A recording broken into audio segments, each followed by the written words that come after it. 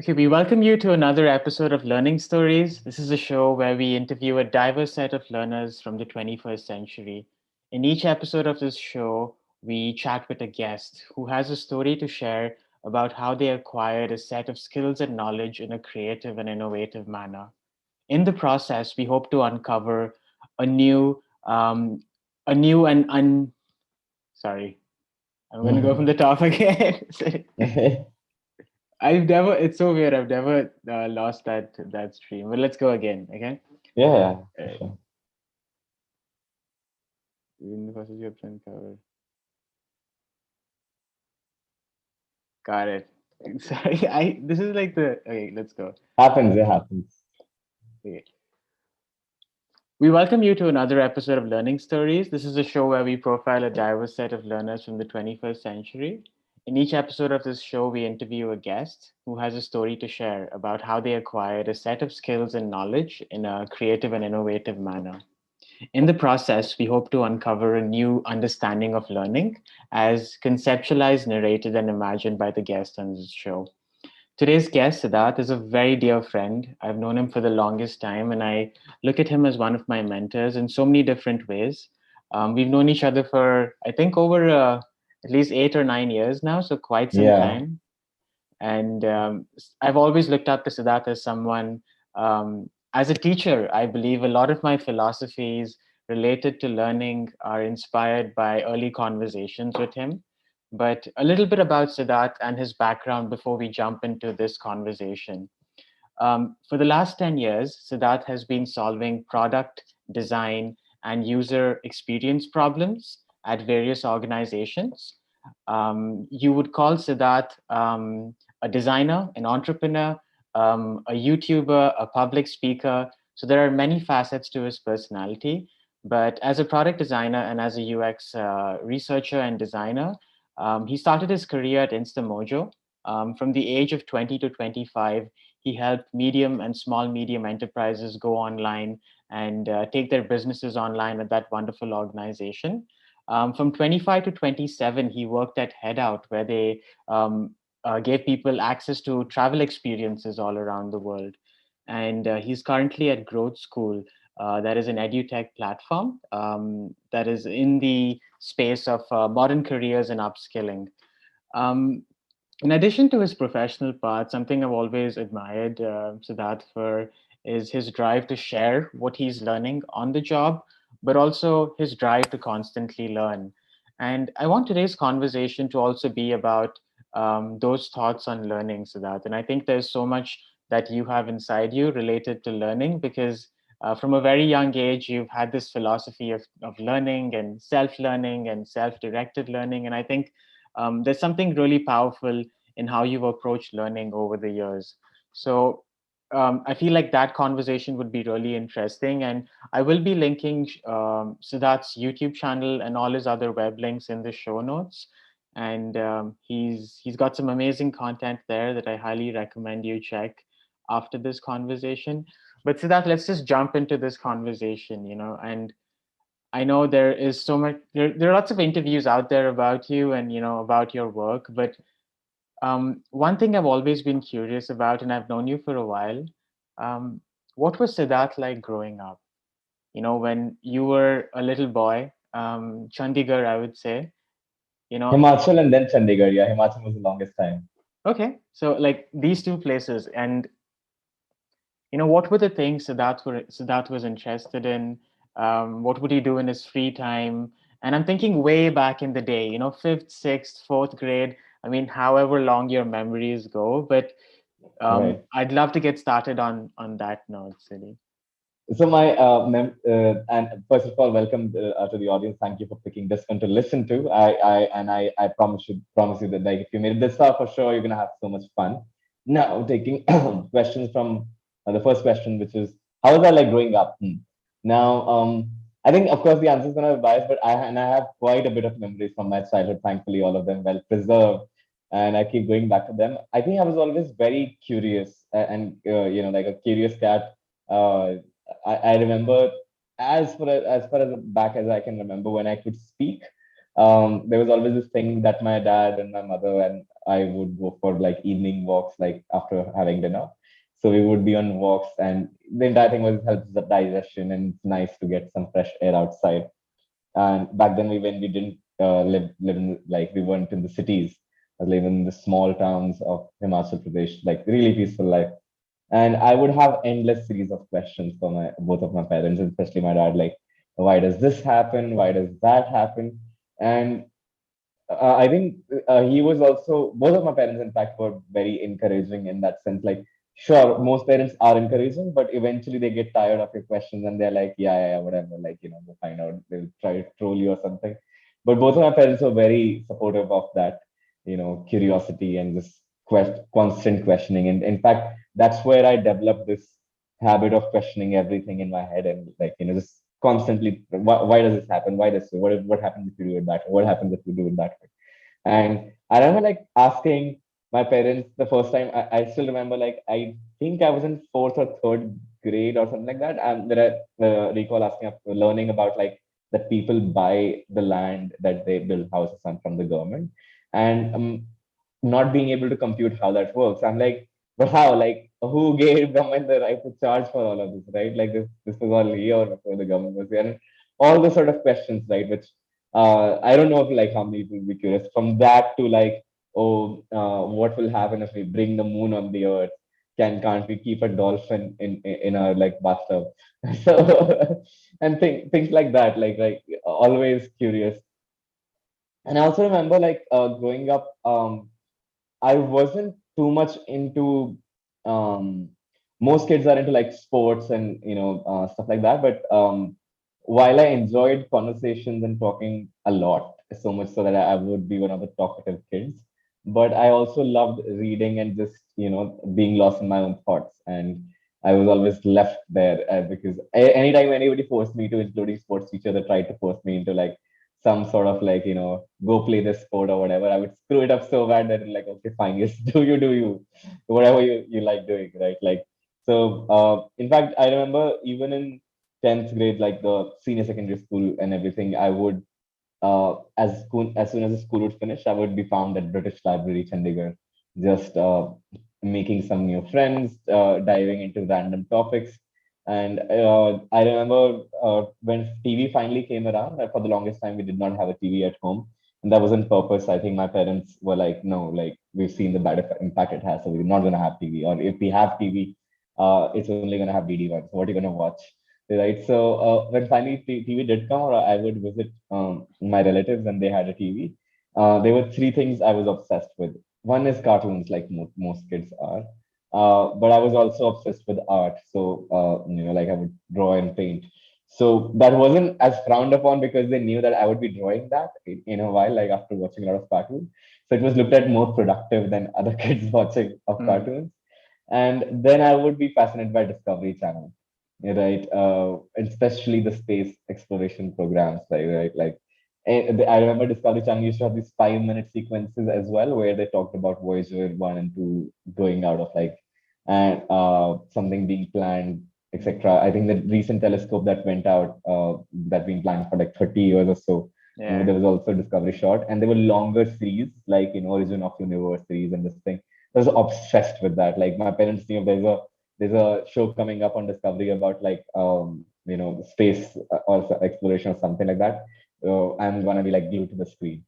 So these were some, elements that I strongly remember that were recurring themes Mm. throughout my childhood. And when you're consuming, at least not today's Discovery Channel, like, but back then it had amazing documentaries, right? Like, and documentaries, like, take you on a different journey. They will quote they'll quote experts, and then you could look them up on books and connect those dots.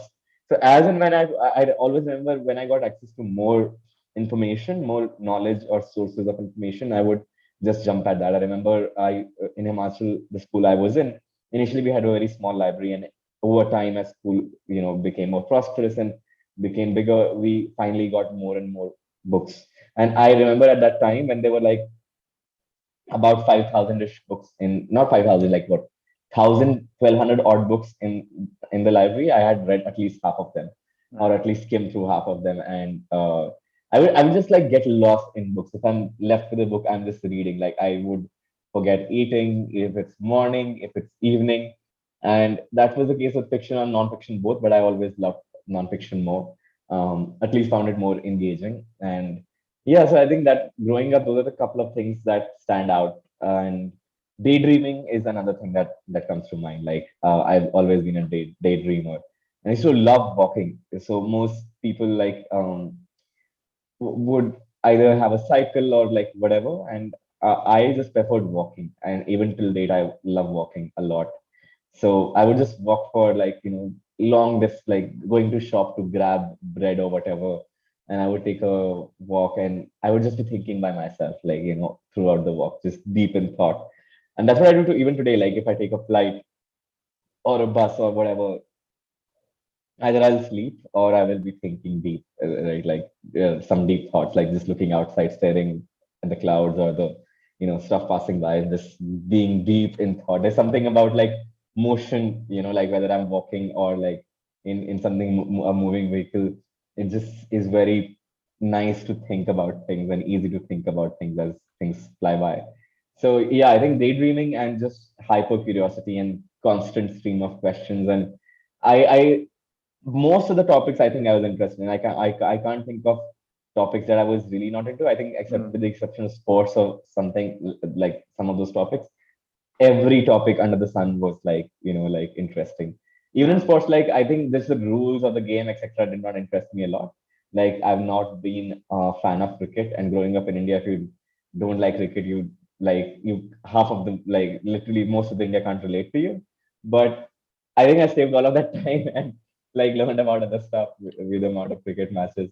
So I don't relate to that, right? Like so that way, growing up, I was very different from most of the people that I around who were either like why would you read on like like already there is like school and you have to read and then you have to give an exam and you want to read more books apart from that, like why would you do that? Mm.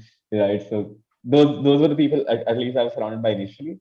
But eventually you grow up, and as I moved to bigger cities, I had more variety of people I could get exposure to, and that's when I found more people like who were of my tribe Got it. in that sense, right? Who were also curious, who would also prefer company of a book rather than like I don't know, so watching the next World Cup or some stuff like that. Which, Yeah, yeah, I so. mean, it seems like you had such a wide, eclectic variety of interests, but you Mm, were curious about everything, and like, and one of the things I'm trying to, look do with this show is, if we had to design a formal schooling institution for someone like you, what are mm, some things that you would want in such an institution?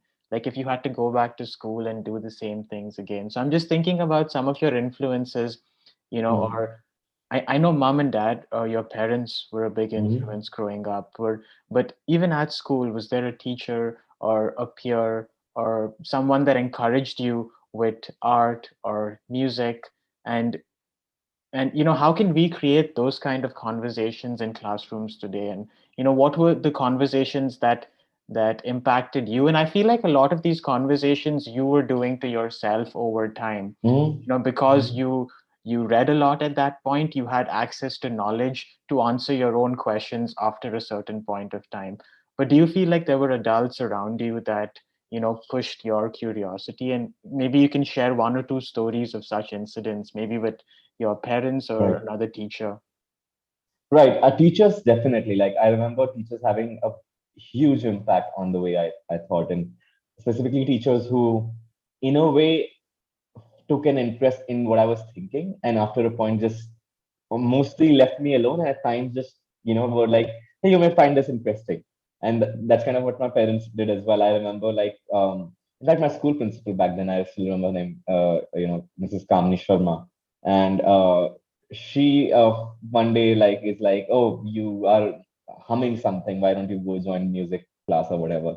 Makes an exception and send me to music class, and I was obsessed after that. Like I was like, this is so good. Like this sounds so good, and I could sing along, and then I was given more opportunities to sort of explore that, Mm. right? So most of these teachers were like, I think as a teacher, what role now that I look back they played was just identifying what was I was interested in, and then just giving me just a little nudge, Mm, just to introduce me to something, mm, right? And then left me there. Like, now it's yours. Like, there's no pressure, there's no this thing you have to perform, blah blah blah, none of that.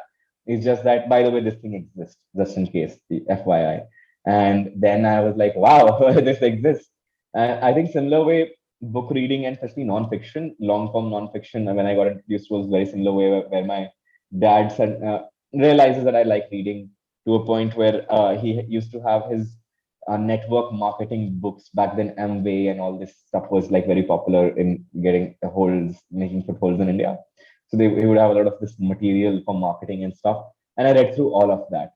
And the next thing, like, there were magazines at home, I read through all of that. Like, if there was anything to read, it would be read. So, it's like, I remember there was a quotation in 8th or 10th grade maths book in NCRT, like, why do mountaineers climb mountains? Because they are there to be climbed. And I think in our household, it was like, why did some Sidharth or somebody read something? Because it was there to be read. So I read it, and he noticed that, so he got me this book, Seven Habits of Highly Effective Teens. I think it's Sean Covey is the son of the famous Habits of Highly Effective People author. I forget his name, but yeah.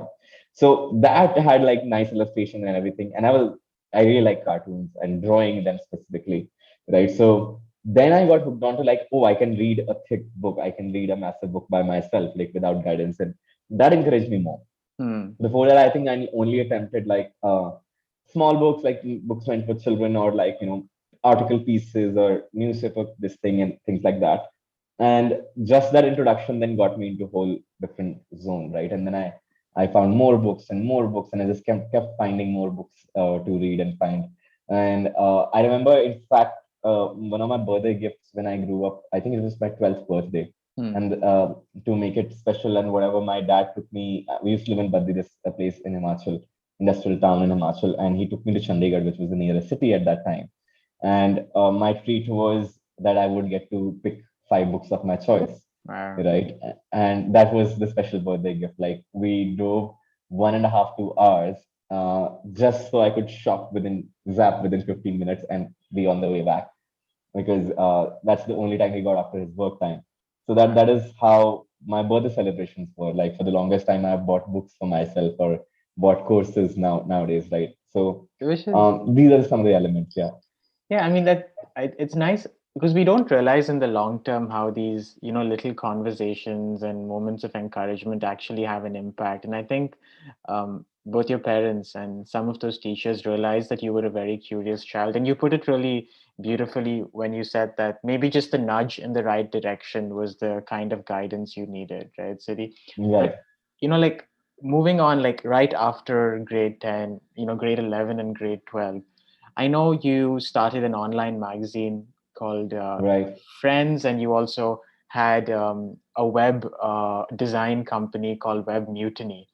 But before that, you also had like an event management company where you would do workshops at schools for other kids. So, I'm thinking about, where did this entrepreneur bug suddenly hit you?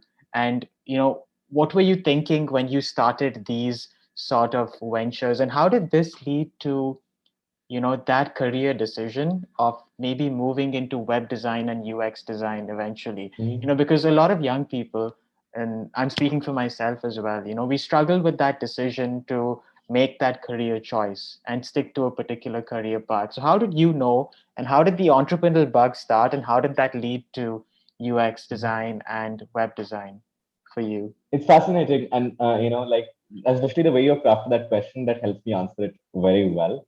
Is the entrepreneurship bug was also there during childhood, as far as I can remember it. In fact, I remember one of the early days, I joined an arts and crafts class in the summer camp, right? Mhm.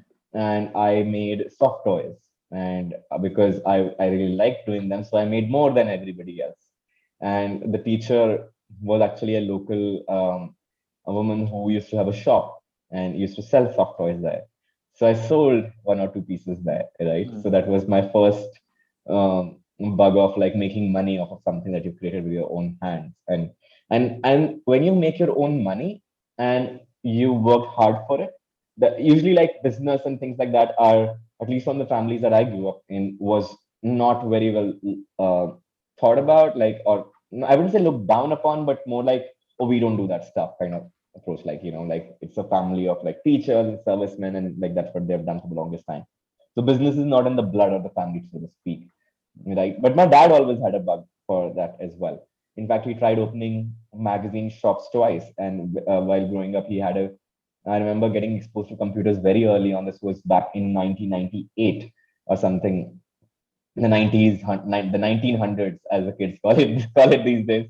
I got exposed to computers because we had a computer center where they would do computer training, like Lotus 123 and Word Power or WordPad or something like that. These were the softwares back then, and again, I got curious about that, and like, so there was computers element and there was technology element that I was fascinated by. There was this arts and crafts element that I was passionate by, and because of that arts and crafts, I was also able to make some money, and that kept repeating every now and then. Like in summer camps, like I would learn new stuff, like how to make greeting cards. So now I'm selling greeting cards, right? And unlike others, I made hundreds.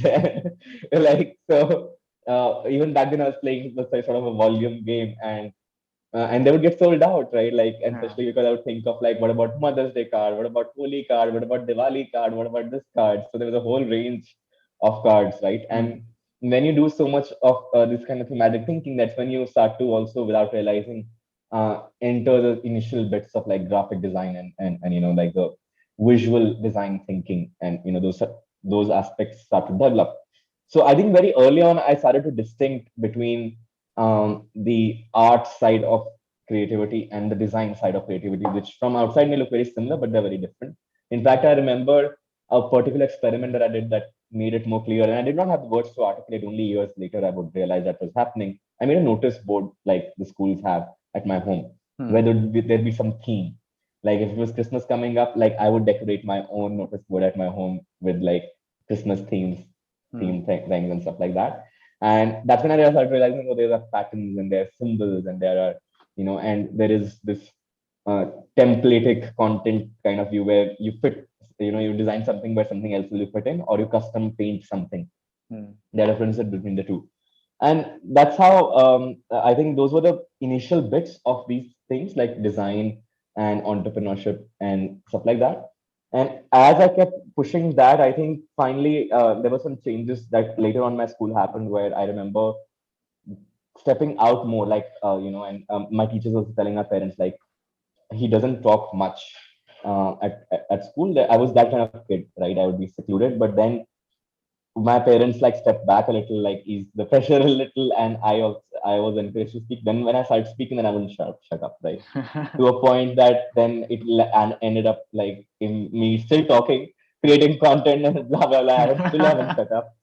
And also, I think I realized that when I spoke, and when I spoke, especially about the things I was passionate about, people listen, and not everybody, of course, but majority of the people listen, and Mm. people who cared about certain aspect were listening.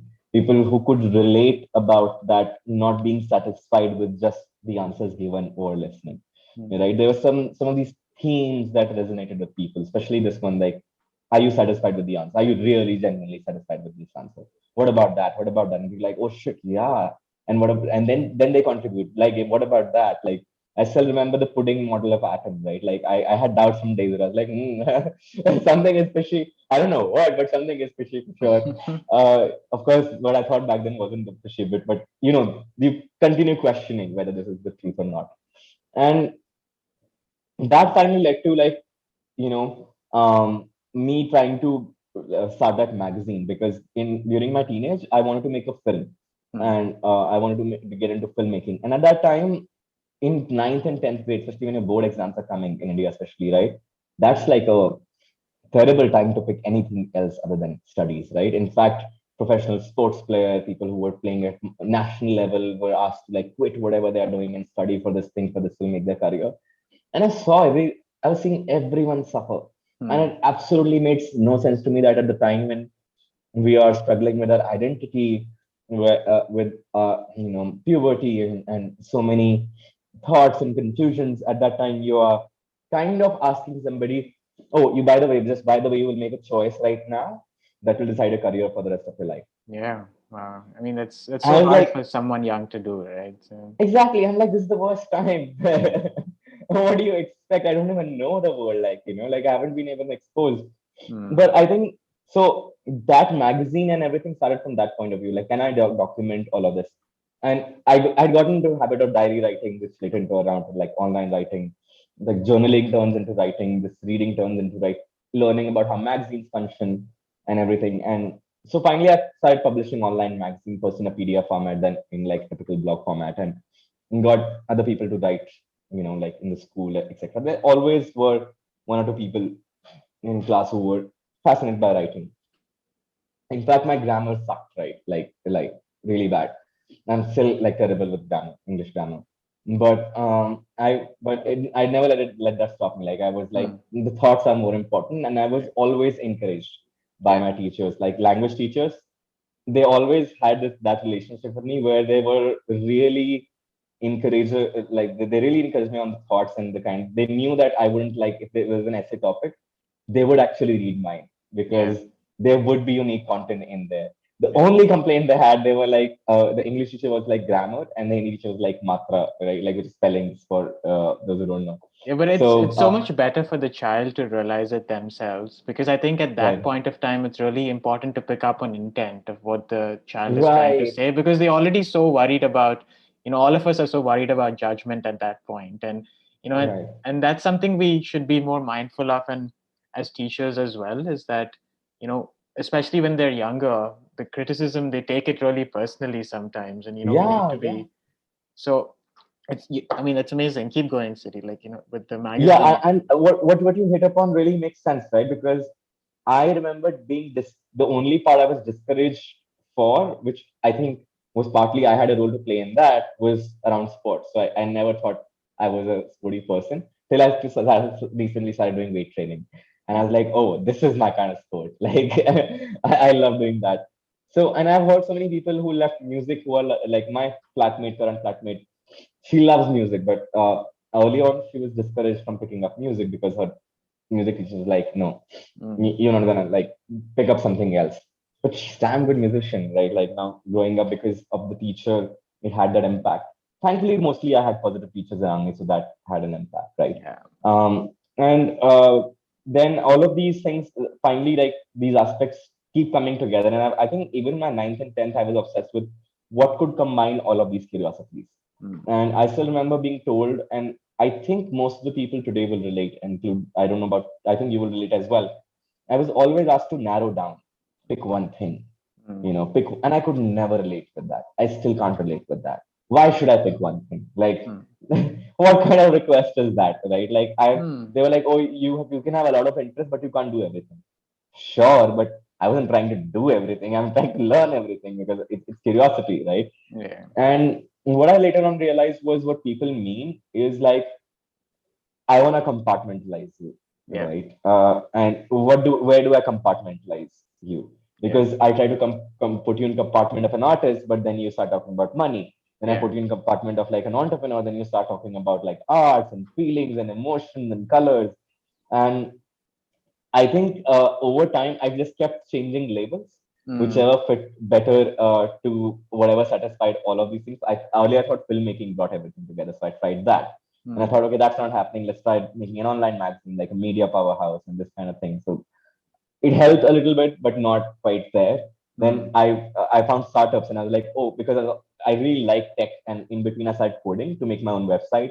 Then I got obsessed with coding, and this is around like eighth, ninth standard that mm, I'm getting obsessed with coding, etc. So I was like, oh, this is damn nice. This is super cool. You can make your own website on the internet, and finally start getting exposure to internet. And that's when I had my first client as a freelancer in ninth grade. I made my first $1,200, and that was the first earning I made on my own. And I remember transferring it from PayPal to my father's bank account because I didn't have a bank account back then. And him being fascinated by it, are you sure you're not doing anything illegal? Like, how are you making money? So, but yeah, so that's where I kept finding new and new things which resonated better mm, and kept switching, right? And I think that's where I had to be what you would call not care about, what people told me to pick. mm. even today, if you from outside, like even if you mentioned initially, like there's so many labels attached.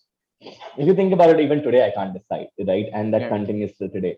Sure, like if I will, I'm now smarter about using an particular label with certain people because they would understand that better, right?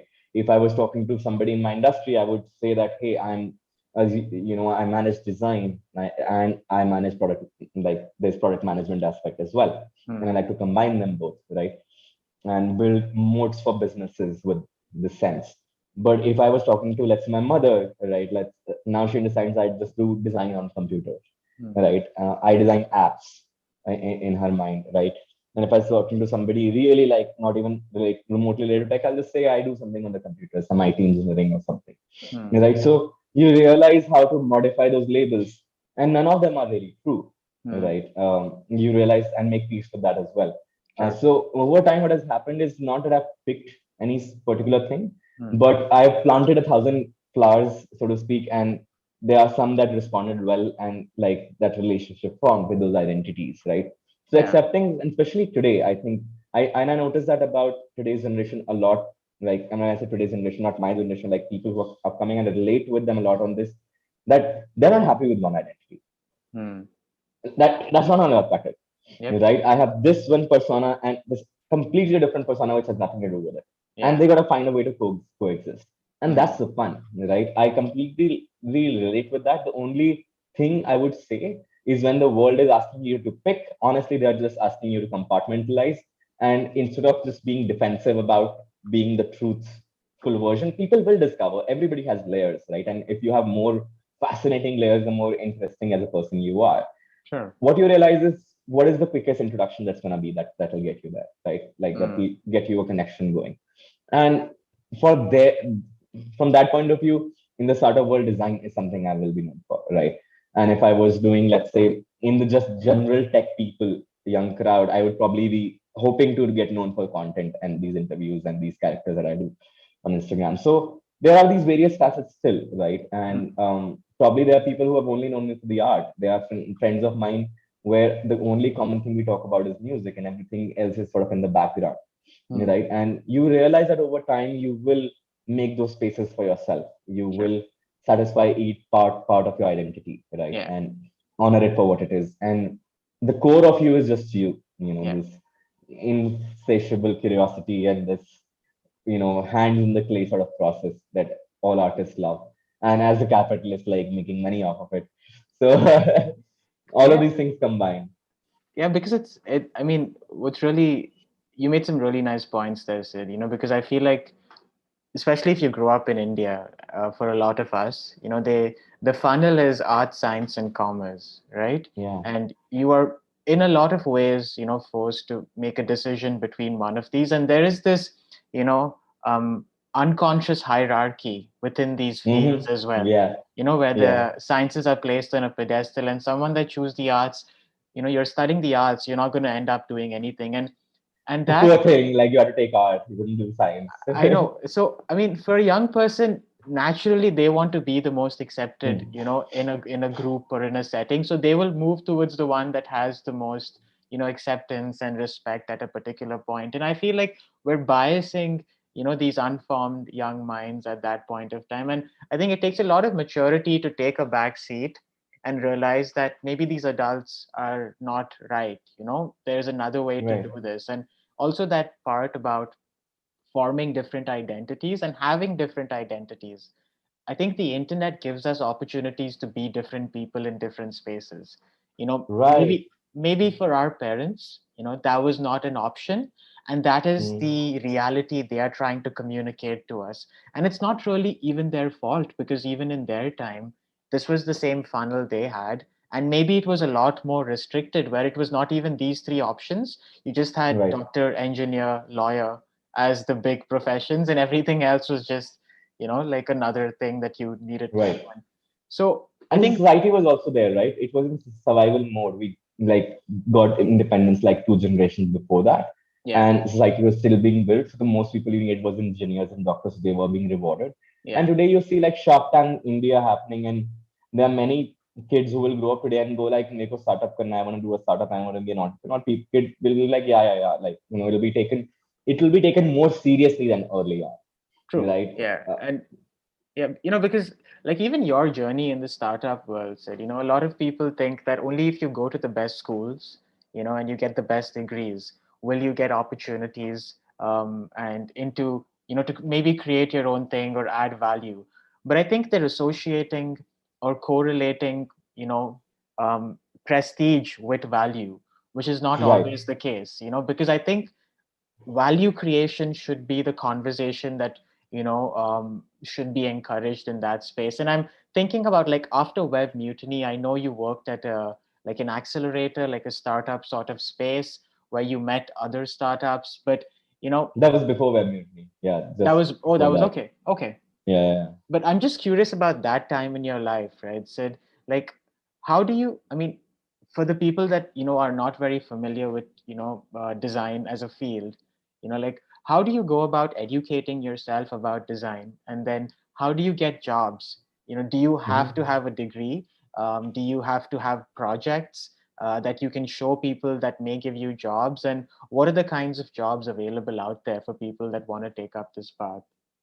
Right. And when I speak about this, I'll just generally address tech and especially design. Hmm. Right. When I say tech, startup world, Yeah, engineers, designers, product managers, and yeah. all these new and upcoming, careers that were not there traditionally. And yes, they don't want you to have a degree. They don't care about degree. Sure, Christy, if you have the degree from the best colleges in the world, it will have a temporary impact to get your foot in the door, and it may add to your credentials. But the core fundamental, this thing that it works on the internet based, let's call them internet based jobs, right? Or in internet based careers. They work on something we like to call proof of work, right? That's what portfolios are for artists and designers. It's proof of our work, of what value can we deliver, Mm. right? And you would see that there are like today when I go to hire, like I have interviewed hundreds of designers and hired like at least 20 designers so far. But you go based on like what they have been able to do, what they've been able to solve, what they've been able to pull off. There are hypothetical case studies people can make, and learning about design or coding, either of these things, is supremely easy. The most of the education is free online, Mm. and if you don't want to spend a single penny, you can still learn. I don't think, other than spending on books and that too later on, at least till I made my first 10,000 rupees, I did not spend a single penny on learning any of that other than the internet connection, Mm. right? Which I was paying for myself. And even learning coding, I did not, till date, I've not spent a single rupee on learning how to code anything. And I think I can code reasonably well to get around my way around. Not that you don't need to know how to code to be able to design, or you don't need to know how to design to be able to code. They're fairly independent careers, but I'm interested in both, so I'm addressing both. So both of these places work from proof of work concept, right? Mm. And I have a feeling that more and more internet careers are going to emerge, which are based on that. Mm. If you think about the NFT space, the artists that are coming up in all these places, it's proof of work, right? If Mm. you show me your work, I'll value it in the open market, Mm. right, for the first time. And I'm not bound by somebody else, some art collector pricing the stuff. I get to price it myself. Mm. And that's what internet does, right? It takes away those middlemen who were gatekeepers of knowledge or gatekeepers of these things. And in fact, I'm on the extreme end where I feel these pieces cannot be institutionalized too much, Mm. because technology moves way too fast, Sure. way too fast. Yeah. By the time you design a curriculum in a traditional way, which is okay for an entire country, Mm. right? Technology has already moved ahead. That is one of the reasons to be at the current place that I'm at, building growth school, right? Where that is what the belief is, to take people from the industry and, you know, help them teach. Because being a professional and being a teacher are two different, extremely different things as well. If you Sure. can Yeah. find people who are good teachers as well, or help them become better teachers, you suddenly have this generation who's more confident because they weren't learning from a teacher. And the sad reality of our of at least Indian education system is that in all of these places, most people who are teachers Mm. were not really employable in their own field, and Mm. that is in fact why they picked the teaching line. Mm. It is not out of love of teaching that most of them picked it, That's right? true. So it's the irony of our of our education system that the people who are not even employable in the industry are raising the next generation, Yeah. right? With all due respect to what they do, but that's the truth, Yeah. right? Yeah. Because if you are a programmer, right, there's no, you won't make enough money as a professor, or even as a like a whatever, and as you would as a coder, Yeah, right? which is The only unfortunate reason because you, the yeah, pay is like really low for someone that wants to take up a career in that space, right? So for young right, people, that's not an attractive option for them to which is look at. sad, Yeah. right? Which is super sad, which is where I think the old traditional structures are being broken as well, right? Sure, you get your K-12 done in a certain way, but I really think, and more of us discuss that, I think the institutionalized part of schooling is more now the value that drive is being getting people ready to be able to Google, right? The language proficiency and the mannerism, social mannerism, which is the real value delivery of a school system today anyway. Everything else you relearn, Interesting. right? And Yeah. in fact, even if you take a college course like engineering, the Yeah. moment you get hired in a company, they train you for another year. Yep. Yep. Why did they have to train you for a year? What were you doing for 12 years in like first 12 years and plus 4 years next in college? And it's a Yep. specialization degree, right? Because So I it's like, an, yeah. like I'm just thinking, Sir, like a lot of these problems that you were addressing in your career, like whether it's at Instamojo or Head Out or Growth School now, I mean, they're very context dependent, right? I mean, Yeah, you need a lot of knowledge about what problem you're trying to solve rather than just bringing a big set of knowledge of, theoretical foundations into the problem. And I think that design thinking approach to looking yeah, at the world is a fundamental shift in how we think about the world, right? And how we solve problems. Rather than saying there's always a set answer for all the problems, we need to, right. empathize with the uniqueness of each problem in a particular context. And that's what I want to know, Siri. Like, what were the problems you were trying to solve in these three organizations? And what did solving these problems teach you about, being human or even being an entrepreneur in that context? Wow, I love that question. Beautifully like pieced together. Let's start with Instamojo, right? And with Web Mutiny, I think it was an exploration in business, and I love design, so it was that side. And Instamojo was a client at Web Mutiny, Yeah. so I switched over. And the reason it fascinated me so much was because before that I was a blogger, right? Because this is the time I started, talking to startups, and 64 Notes exist already, and that is one of the blogs that survive today. Mm, But back in the day, I used to have like quite a bit many of blogs, and blogging was a big thing, like how vlogging is today, mm, right? And I used to make AdSense money, and in between, I wrote some ebooks that I wanted to sell.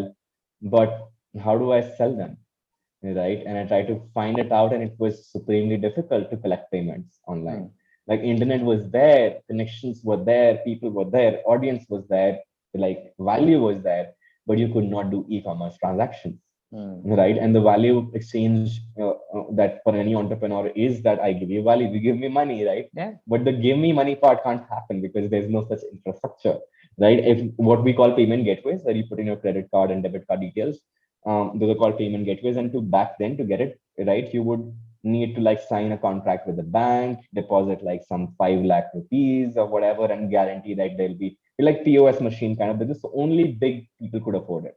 Mm, And then comes along this small startup on our radar who wants to enable all of this for small businesses, right? And back then, the small businesses was not such a clarity. It was more like, hey, digital people, like, right? Like people are coming online, moving their business online. So educators, bloggers, and I was one of them. So I was like, hey, I love this idea. Like, I want to, this story I want to participate in. This mm, story I want to be a part of. So I joined there, and like I was in the room where this concept called payment links gets created. Now everybody has it, and even Stripe recently launched their payment links, learning from the Indian companies. But to be in the room and with the people who created that concept to begin with was mm, fascinating, mm, right? And I'm not saying there were not precedents earlier. There was this idea with Gumroad who created these, and even Gumroad exists even today, where they will allow you to create this landing page, mm, right? And just collect payment, which is very similar to the kind of product we had. Of course, we started with a very store-like approach versus individual in these things. But then more and more we realize at scale that it's just payment that you need, mm. right? So a link which directly opens payment form. Got Everything it. else is distracting because most of the commerce was happening, the conversation was happening, and I would send you a link. Got right? it. Like for example, you would discover my blog, you would discover my course, then you would text me on WhatsApp, hey, I want to buy a course, and I would send you a link and the transaction happen. Yeah. Right. So the only thing you need to say, I'm paying for this course, that's it. Nothing else. Everything else is just a distraction. Nice. Because we know in e-commerce, if you add number of steps, people drop off. Yeah. So that is when we created payment links, right? Just a single link. And this came from our customers, right? Okay. They were like, oh, I use link to collect payment. I use link to collect payment. And some of them literally had coined this word payment link, and we just took it from their mouths, and we were like, customer knows how to say it, how to explain better than us. Yeah. And we changed our copy, and suddenly we're like, oh, ads are working better. Like, everything is working better because this language makes sense to people. Payment link, what could it do? It's a link that does payments. Perfect. This is what I want. So that was the first company. And in all of this, like, travel has always had a special place in my heart. And especially because, like I was talking to you earlier, like, while being, whether that I'm walking or in a bus or a train or any vehicle, just being on the road, moving different places and exploring different places, it just that is how I think I've propelled myself into new places and new thoughts, and it's just been a key instrument. In Mm. fact, Bombay, like where we met, I remember I was going to give a talk at one of the colleges, and there was a break flight, and while going, like while landing, it was sun was setting, so I see city, I see the beach, I'm like, nice. I'm getting to see the sea for the first time from a distance. And in fact, I was going to Kerala, Kochi, and in Kochi, I would encounter the sea for the first time. Like I would touch the sea for the first time because I'd never seen the sea. And but on that, when it was taking like a break at Bombay Airport, while we were landing at the Bombay Airport, it was sunset. But while we were taking off, it was the sun had already gone down. Mm. And Bombay at night, if anybody has seen it from flight, is just Beautiful. oh, it's another, like, I just remember being glued to the glass Yeah. and constant, like I could hear my heart just going like, let's live here. This is it. We gotta be here. We gotta be here. Like, and when that message from inside just doesn't stop. Like it's so strong. Yeah. Like it's just like it gotta happen. And 1 year later, I was in Bombay with single bag, Wow. right? And so that's what I mean by like changing places, new places, and that small travel trip kind of like really aided. And so when head out kind of like as conversations started happening, I never saw myself in like a tourism industry. Mm. But for me, it was never about tourism. It was always about the experiences that change and your perspective that help and add something to your life. And looking at travel as that, as Yeah. just generally like, oh, we went there and had fun. Because for me, travel is like a little more sacred. So, and meeting a founder who felt very similar, and then joining hands with Head Out was like the most fun thing. So that's what I was doing at Head Out, helping define and help people find those experiences that would really be meaningful to them. Yeah. And then growth school happens, and me and education go long back, so much so that I dropped out of college and flunked in my 12th board exams. And not many people know that, but me and education, like institutionalized education, like started growing apart very like after eighth and ninth, especially that magazine thing was a revolting thing. And then it was just a very sour relationship to a point where in my college, I was like, I can't waste a single more day, Yep. right? The same thing playing out because and another thing that happened during college was I was already a professional designer who was making money, right? Mm. And I took up fine arts, and fine arts is like painting and this thing, and they have a subject called applied arts, which is a very primitive way of looking at graphic design. Mm. Like any designer would tell you, they don't look at their field as applied arts, but artists like to think graphic design is applied arts. Yeah. We share first principles, like just our theory, color theory, and things like that. Yeah. But the way we use them, the way we use them is also very quite similar, but the intent is very different, Sure. right? What you solve with that is very different. One is expressive, one is like, utilitarian versus like behavior changing thing, Yeah. right? Versus art is a statement usually, though at times you can blur the lines. Yeah. However, coming to that aspect, like education was always close though. Like I come from family of teachers. My maternal side, grandfather was a professor, and my grandmother was a teacher. My mother is a teacher. My her sister is a teacher. My father has been a teacher. I have loved teaching. Like I teach on YouTube. So coming from a family of teachers, teaching and learning, both sides are very close to my Mm. heart, as you can tell.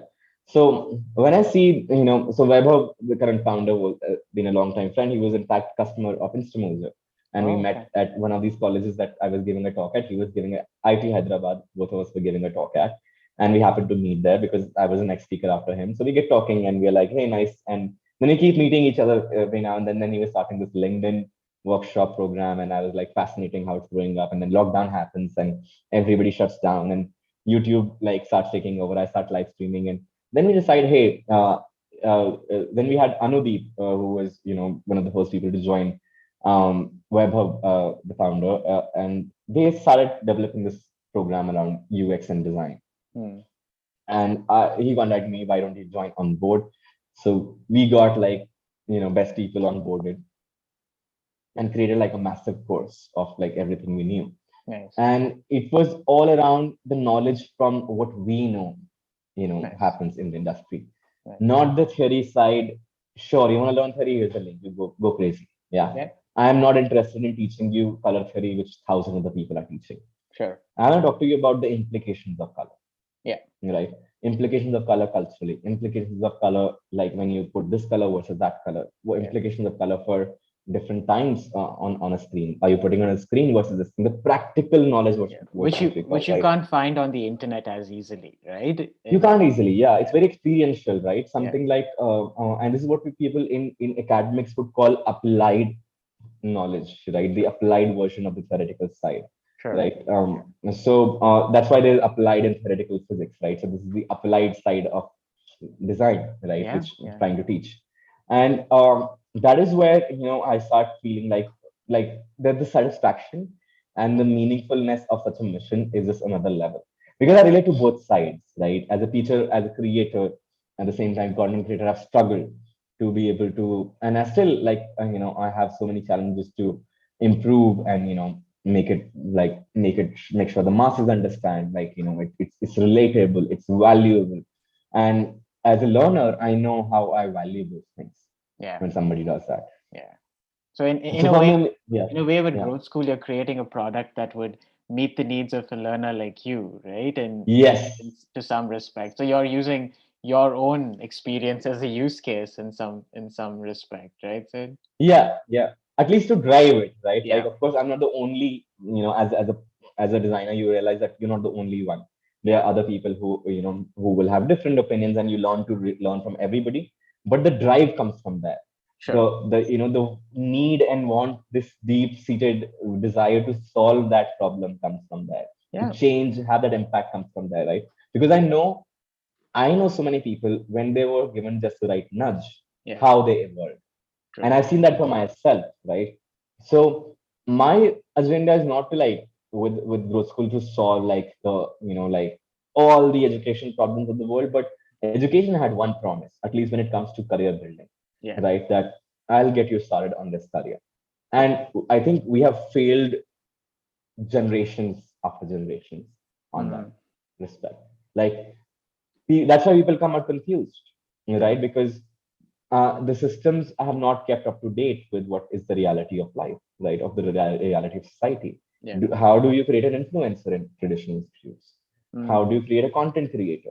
And yeah. everybody today will have to be a content creator, Yeah, right? because I think it's also the importance of understanding that the jobs in the future, we don't even know what jobs will be available in the future. And in a lot of ways, we're teaching kids that will have to create their own jobs because they're not going to have Right, the same career, 10 years down the line. It's not the same world. And I think it's a challenge, but it's also really important for people from outside the formal system to actually create. So I think like what Growth School is doing, if you really pick up steam over there, with that company, I think a lot of formal institutions will realize that these are models that need to be integrated into the regular system. And I think it's very hard for the formal system to innovate because the stone and the foundation is just so hard laid that right, the innovation will not really come from the formal system because there's just so much to change and so much bureaucracy. So the innovation will really come from organizations like Growth School and even the internet. Said like because and like as you were saying this, I realized that 10 years of your career can basically be broken down into these three solve problems that you solve, which is really amazing. right, And I think right. you're so fortunate to be able to jump into different industries and solve different Right. problems. People stay in the same sort of space for a long time. But I'm thinking about the internet, Sid, and how the internet can change learning. And I think you have some interesting thoughts there, because not just YouTube with regards to, so if there's someone whose thinking inspires you, like for instance, I wanted to learn more about your work, Sid, and I don't know you. Without Hmm. even meeting you, I can see all the work you've published online, all the videos, all the articles, all the blogs, and I can know so much about you without even meeting you. Or Right. if you think about Twitter, I think it's a great platform to learn and engage with other like-minded people. And I Right. know, because my sister is also a communication designer, and you were Right. such a dear friend early on. And it's just amazing how people in the design world actually go into this feedback loop of presenting and sharing their work, the Right. portfolio model of learning, where people Right. put out work and they actually look at other people's work to get better. So, Right. and I'm thinking about like your thoughts on how the internet can be used as a learning space. Like what are Right. some creative strategies you use to learn on the internet that you would recommend other people Mhm. to also maybe think about? Right. And if there's one class I can teach, right? Yeah. Earlier it would be like editing, but today I've changed that class to how to Google something. Mm, That's an art, right? Because most of us go to Google and go like, oh, what is the temperature here? What is it? But it's so much more, right? true. And fortunately, I coming from like a learning about programming, it teaches you a lot about how to Google, right? But if people can find out how to Google, Mm, the internet can transform your learning, right? To a point where honestly there's no limit. And mm, what internet affords you, the issue with the traditional system before internet was everything was compartmentalized, mm, but it was compartmentalized as based on somebody else's mental model. sure. Somebody thinks this is psychology, this is spirituality, this is philosophy, this is neuroscience, and this is hardcore science, and etc etc. But the internet doesn't care, Mm, right? Internet will lead you from philosophy to this thing to this thing. Like any of you browse Wikipedia for more than 20 minutes know that amount of tabs that open up after that much time, yeah. Yeah. right? That's the internet model of learning, like linking this, making this knowledge graph, right, without restrictions. Yeah. And that's how human mind works. There True. is no compartment or neuron of science or neurons of philosophy or neurons of like this thing in my brain. Yeah. It's all interconnections, right? Yep. And interconnections is how I learn. I'll care about that this comes from epidemic, like learning about like the novel coronavirus, for example, right? There's so much to learn around it, right? For Yeah. example, I learned, I started diving deep into some of the studies, and then they talk about B cells and T cells. I'm like, wait a second, I remember learning about them when I had dengue as well. And just FYI, this is how curious I am. If I get prescribed medication by the doctor, you bet I'm Googling all of them before I take any one of them. Yeah. Which is what most of It us is a should level do, of right? obsession, right? Yeah, but most people don't, Yeah, because you're right? putting it in your body, right? You never know what the, Exactly. yeah, Or just I'm just curious. I'm just true. curious how it was discovered, right? I'm curious about what does it do? How does it? What's the mechanism of action? And Yeah, you realize that something like aspirin, like we take for granted, people don't know the mechanism of action about so many of its workings, right? yeah, And then you realize how immunity works, and then you realize, oh, these what I just read was 5 different fields of science, true. right? And then that's fine by me. That's how I want to learn, right? I want to learn question first learning is what I like to call, right? Mm, We are taught a square plus b square is equal to like whatever, whatever. But why? yeah, Why should I care, right? Instead, if you gave me a problem yeah, which I could not solve without that, let me struggle there a bit.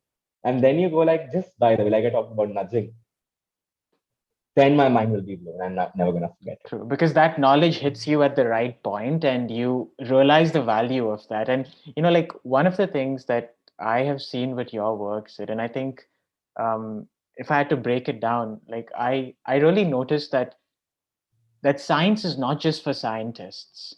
Right, Art is not just for artists. Even design and technology is not just for people that do it for a living. right, It is for everyone to actually access. And right, you, in a lot of ways, represent that just because you're not a musician, doesn't mean you can't do music or you can't practice art or you can't, do all of these things. And I think that is such a beautiful thought, because that way we realize we can start from any point. And Right. the beautiful thing is, whenever we start something, we will be slightly uncomfortable, which is a good space to be in. And I think it Right. becomes harder to do that as we get older. But if we Right. stay with that thought, then all of us can think about the beauty of all of these fields and domains. And I think just because we're not doing it on a day-to-day basis is not a good enough reason to not want to explore it better. We learn science to understand the world around us. All of us, Right. engage with music, with art, with films, and we consume art.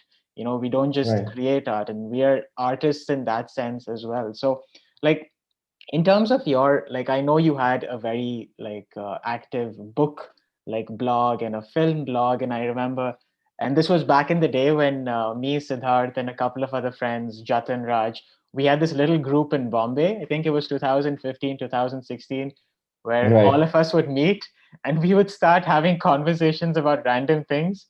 And then we'd have a lot of disagreements and agreements, and we were interested in different things. But it was a nice space. And I think our objective with those meetings, there was no objective basically, but we would just want to, challenge Talk. each other and talk Right. and learn, which was, I think, that was one of the places that I felt the most comfortable with learning as well. Right. Because Right. I just felt that there was so much in that room that I wanted to know more about. And but Sid, like, in terms of, books, films, I know that's something you do regularly, and I want to be Um, respectful of time as well. Like, I have two more questions I want to ask you, and this just go went for by it. too fast. But like, books and films or music, like albums, like music albums that really influenced you, if you had to, like, recommend, like, one book, one film, and maybe one music album that, Hmm. shaped your thinking. I know there may be so many, but just to Hmm. get started in terms of giving them an understanding of your thinking. I know you recommended Zen and the Art of Motorcycle Maintenance to me long back in the day, which I read Right. and, Right. devoured. But what are three of these recommendations you would give someone listening to this video? Right. I think I'm going to go with that, Zen and the Art of Motorcycle Maintenance, because it talks about, it's on the same themes that we've been talking about, right? Intersection of so many things. And you can take it as a fiction or non-fiction, how you would like, right? It's a mix of both. And I like those boundary blurring things. So that's why, this book's a film. I think Lord of the Rings trilogy has had a very interesting impact, just because of sheer ability to storytell Mm, and world building, right? As a designer, as an artist, I just love that somebody could do that. And Peter Jackson's interpretation of Tolkien's world is, oh God, like amazing. so good, Yeah. right? And for me, like, I want to create something like that. Like, I'm not saying something like that isn't exactly like a fiction film, like a fantasy film, but something of that value, something of that, consistent quality, like that fabric of, like, quality, like, is what I'm interested in. When it comes to music, I'm not in that much into albums, but I listen to a lot of ragas, and the renditions are available online for Mm, free on YouTube. Majority of that music is Indian music, classical music is free to listen to and learn from. And there is this particular rag called Rag Bhoopnat, right? mm, It is spelled Bhoop is Bhoop and space Nat, nut, right? It's a combination rag, and sung by Kishori Amonkar. Kishori Amonkar was this musician who was a rebel in her own gharana and her own style, and accused of many things, etc. But, like, in that one rendition of hers, if you pay attention and you're listening to it, somewhere midway through, you will forget what genre, what style it is. In fact, you're just left wondering, how can somebody do this with their voice? ah, Like, and it's just pure music, like, like in that space. And I at times just teared up listening to that track, because it's just so much purity and there's just so many emotions that gush out. And I'm like, such pure art and such pure craft and such devotion to the craft, right? Like, if I ah. can get to this 10% of that, and be able to present it to somebody, like, to the world, I think I've accomplished it. It'll be very satisfying to me in life.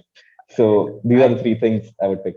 But I hope you, in your channel, Siri, as someone that's watched so much of your content, I hope you have one video one day just about all the books that have influenced you.